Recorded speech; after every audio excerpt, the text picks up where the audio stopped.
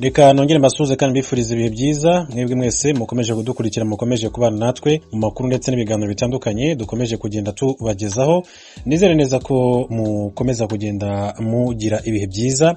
Hanyuma reka tuganire ku ishusho rusange y'icyorezo cya COVID-19 hano mu Rwanda. Navuga ko ibintu bikomeza kugenda bifata indi ntera, yewe nubwo bwose leta y'u Rwanda yafashe ingamba zikomeye cyane zirimo na gahunda ya guma mu rugo ku banyakigali ndetse na gahunda ya guma mu karere ku batuye mu tundi turere turi hanze y'umujyi wa Kigali. Navuga ko ni ibyemezo bikakaye byafashwe mu by'ukuri hirengagijwe ko mu by'ukuri n'ubundi bizakomeza kugenda bigira ingaruka ku banyarwanda muri rusange, ariko gusa n'ubundi imibare y'abandura irakomeza kuba myinshi ndetse n'abapfa barakomeza kugenda biyongera nk'uko biba bikubiye mu itangazo ritangwa na Minisiteri y'Ubuzima hano mu gihugu cy'u Rwanda. Ishusho rusange rero uyu munsi wa none ni uko bwa mbere mu Rwanda abantu bagera ku 9 bishwe na coronavirusi mu munsi umwe, abayanduye ni 310.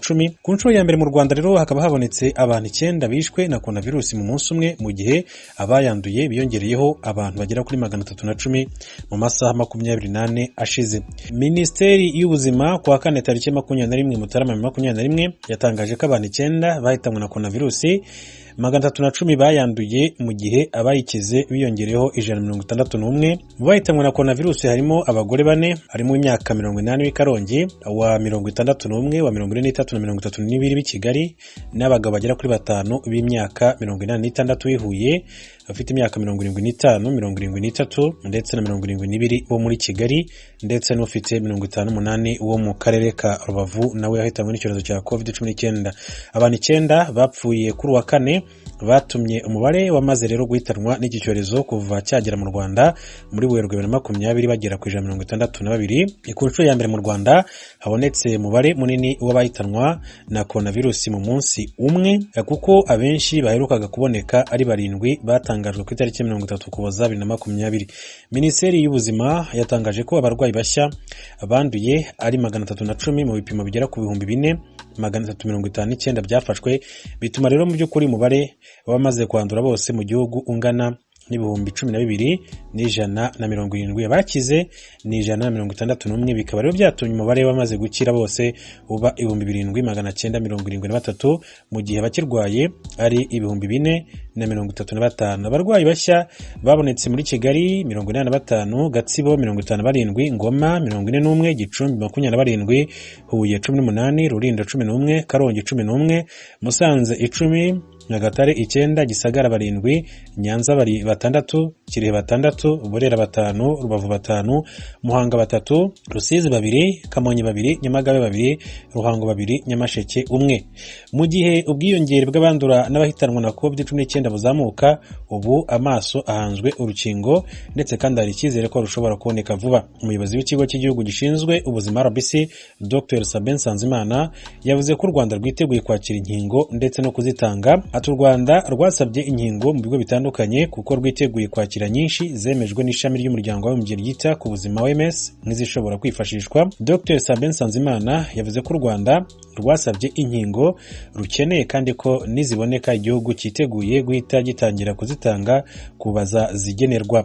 Yagize ati twasabye doze miliyoni zakoreshwa mu buryo bwihuse, ati turategereje kandi vuba aha, ati twizera ko bitarenze Gashyantare cyangwa se mbere yaho dushobora kuba twatangiye icyiciro cya mbere cyo gukingira. U Rwanda rukaba rufite gahunda yo gukingira abaturage mu gihe cy'imyaka igera kuri 2, aho ruzakoresha miliyoni 124 z'amadolari y'Amerika, akaba miliyari 122 z'amafaranga y'u Rwanda, kugira ngo rero abagera kuri 60% bahabwe uru rukingo. Mu gukomeza kwirinda ikwirakwira rya COVID-19, abaturarwanda barasabwa gukomeza kwitwararika no kubahiriza amabwiriza ya leta, hitabwa cyane ku gukaraba intoki kenshi n'amazi n'isabune, kwirinda imihuro itari ngombwa no kwambara udupfukamunwa n'amazuru mu gihe umuntu avuye mu rugo cyangwa se ahuye n'abantu benshi. Akaba ari inama ya Minisiteri y'Ubuzima ikomeza kugenda iha abanyarwanda. Ni icyorezo mu Rwanda ya leta y'u Rwanda yafashe kandi n'ingamba zikomeye cyane, burya gufata abaturage ukabashyira muri gahunda guma mu rugo surtout umujyi wa Kigali. Navuga ko atari ikintu cyoroshye cyane, ariko byose bikaba bikorwa mu rwego kugira ngo hagabanywe imibare y'abandura ndetse n'abahitanwa n'iki cyorezo cya COVID-19. Birazwi ko guma mu rugo yagize ingaruka zikomeye cyane ku banyarwanda igihe yafatwaga umwaka ushize wa 2020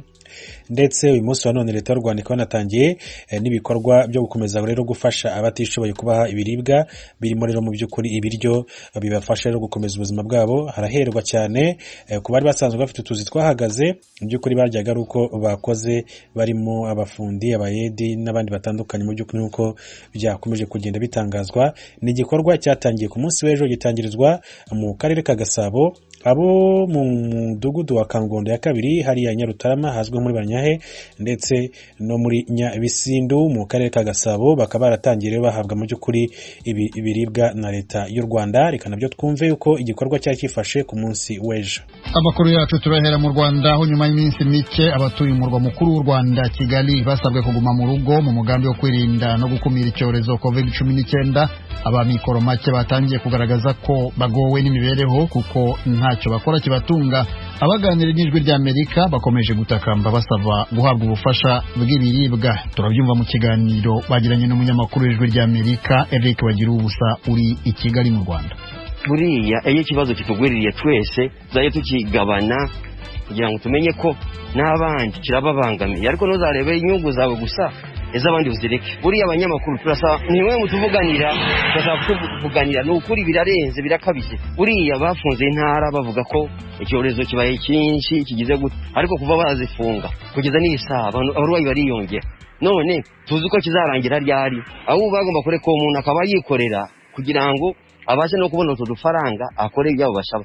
Banyiri mazu barakeneye amafaranga yabo, ntabwo bamubwira ngo corona yarabaye ngo abikumvire. Buriya mutubwirire minister asobore kutugoboka, so kuvuga gusanga wafata icyemezo ukifatira runaka kubera ko wowe uhembwa ku kwezi. Menya abatahembwa ku kwezi babayeho bati, abantu bababiye ngo bagume mu rugo ariko nta kintu bahaye cyo kurya, barabaho bati. Niba ngiye mbayeho nikorera akazi wakahagaritse ubu mbayeho neza, niba leta yemeze kututunga turi mu rugo ibikore, turabasaye mutuvuganiye n'ukuri ibintu birakabije, birarenze birakabije. Ahangaha niho nyine abayede, abafundi, abakorombiye niho bakunda guhura kandi niho bakunda guteranira bari gushaka akazi cyangwa se kureba yuko bashobora kuba babona imibereho. Ubundi saa 12 tuba tuhageze. Iyo umuntu atari yabona akazi mu masaha ya saa 3, saa 4, saa 5, saa 6 atarabona akazi, dushobora kugeza mu masaha ya saa 12 byibura cyangwa se saa 11. Ejo bundi batanze amahirwe yo gutaha mu ntara muri ibi bihe byaguma mu rugo muri Kigali. Wowe ayo mahirwe ntayo wamenye? Amahirwe narayamenye, ariko kubera yuko mfite umuryango inahangaha ntabwo nashoboraga kuba najya mu cyaro kujya kubayo. Niyo mpamvu mba ngomba kuguma inahangaha muri Kigali. Ubwo nyine nibikomeza gutya tuzabyakira uko tuzabibona, nyine uko bizaza niko tuzabyakira. Yewe kujya mu ntara ntabwo byanyorohera pe, kandi hari n'abandi nabo tuba duhuje ikibazo nk'icyo ngicyo. Imibereho yacu ya buri munsi nkatwe babafundise cyangwa babayede, tubona abantu baza kuduha akazi bakadukura ahangaha bita ku ndege bakajya kudukoresha. Iyo umuntu agize akabona ayo mahirwe, boss akaza n'ubundi umuntu aragenda akamukorera nta kibazo akamuhemba neza. Nta kintu turabona, ariko leta yavuze yuko nyine iza ifite imbaraga za kutwohereza ibyo kurya, ariko ntabwo ibyo kurya ntabwo turabibona. No kwihangana nta kundi, none se nyine ko ari uko bigomba kugenda korana n'ibyo nyine yazanye nta kundi. Abaturage bose bibereye mu rugo kandi ibintu byo kubaka bari bihagaze uko amakeka yose arafunze. Mukabaho muterero mwebwe. Nicyo kibazo nyine, ubuzima nyine buratugoye nyine. Ubuse ntuturebe uko tumaze kunanirwa ukuntu tungana, ubuzima buri batugoye rwose. Turifuza ko nyine ibyo biryo byadutabara bikatugeraho amazi atari yarenga inkombe, kuko hano mu Kigali nta munsi y'uko tugira. Turya ari uko twagiye ku kadege hano tugakorera amafaranga. Ni ukudutabara rwose, ni ukubwira leta ikadutabara, naho ubundi ubuzima buratugeramiwe. Ni byiza leta yakoze byo gusubiza abantu mu cyaro, ariko twebwe turatuye i Kigali kandi turi bantu ntikora. None se twebwe twagiye ko dutuye i Kigali? Twe turatuye i Kigali ntaho twajya. Abakene twe dufite ibibazo kuko twari dukeneye rwose iriya nkunga ya leta, ibyo bijya bikatugeraho amazi atari yarenga inkombe. Meze nabi guma mu rugo itumereye nabi. Hano turi bahita ku ndege yo kuri 40. Mu cyaro twavuye kera turaza twubaka ingine ahangaha kandi nta n'ababyeyi tugirayo, ubwo se wagenda usanga yone nta cyaro ngera rwose, ni nkaho ntaho ngera kuko nta babyeyi ngerayo. N'amasamba ba famille barijyanije. Bari bavuze ko batanga ibiryo kuri bantaho nikora, ntabwo birabageraho. Ntabwo byagera tugeraho, cyakoze bamaze iminsi batwandika mu masibo. Tukivuga rero ku by'iyo nkuru ku gicamunsi cy'ejo kuwa kane umujyi wa Kigali watangiye guha ibiribwa abaturage bawo batangiye gusonza kubera gahunda ya guma mu rugo. Mugenzi wacu Asumta Kaboyi yageze aho ibyo biribwa byatangirwaga. Ijwi rya Amerika ryagiye mu murenge wa Remera mu karere ka Gasabo mu mujyi wa Kigali, umwe mu mirenge watangirijwemo iki gikorwa. Hari mu gihe cya 10:00 ubwo urubyiruko rw'abakorerabushake bagabanyaga ibiryo abantu bagera ku 3,000 babaruwe mu tugari 3 tugize uwo murenge, ni ukuvuga akagari ka Nyarutarama muri Kangondo ya mbere n'iya kabiri,